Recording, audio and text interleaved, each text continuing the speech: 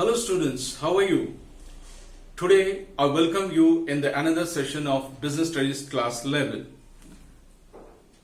Today we are going to study a topic from chapter 3, that is forms of organization. Basically, three forms of organizations are there. One is departmental undertaking, the second one is statutory cooperation, and the third one is government company. So today we are going to learn what is all about. So first is departmental undertaking. By the name itself it is clear, departmental undertaking means it is the undertaking of government.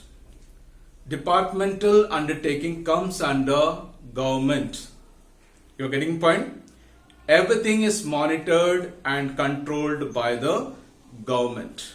Okay, it means it comes under a certain ministry and the certain minister is going to handle the business. For example, railways is handled by the railway minister. Education department, that is managed by the railway minister, like this. You're getting point? So every departmental undertaking is governed and monitored by its concerned minister. It means the total control lays in the hand of government. That is called departmental undertaking. Okay. So what is the speciality of this departmental undertaking? It is one of the oldest form of organization found in India, and funding usually they get from government. Whatever the fund required, they get funding from government. Okay, and whoever working in this department, we call them as a government servant. Okay, next form of organization is statutory cooperation. Statutory cooperation is formed by fulfilling a special resolution act in the parliament. Okay, when anything is unanimously decided and helps to create a corporation, that kind of corporation is known as statutory cooperation. Under this, we can take the example of State Bank of India.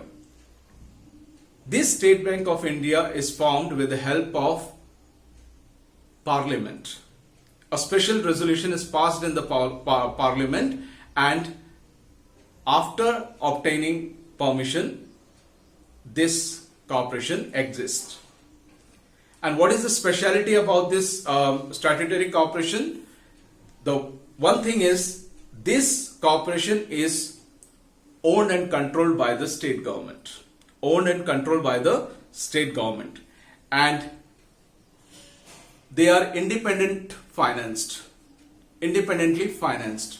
Whatever the fund required, they have to finance by their own, and they are not getting any support from the government regarding finance. And whoever working in this organization, they are not the government servant. They have to obey the rules and regulations of their own corporation. They are not bound to obey the government rules, as they are not getting salary from the government department. And the third category of department is government company. Okay. When any company is formed by fulfilling the Companies Act, in older days, 1956, now 2013, that company is known as government company. Okay, you're getting point?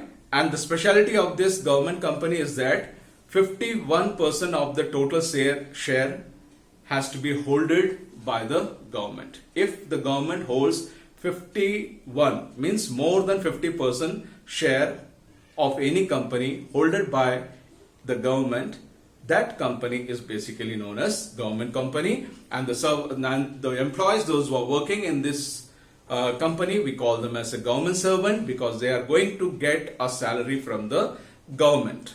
Okay, and they have to obey the rules and regulations of the government. Whatever the rules they have to obey all those rules from time to time.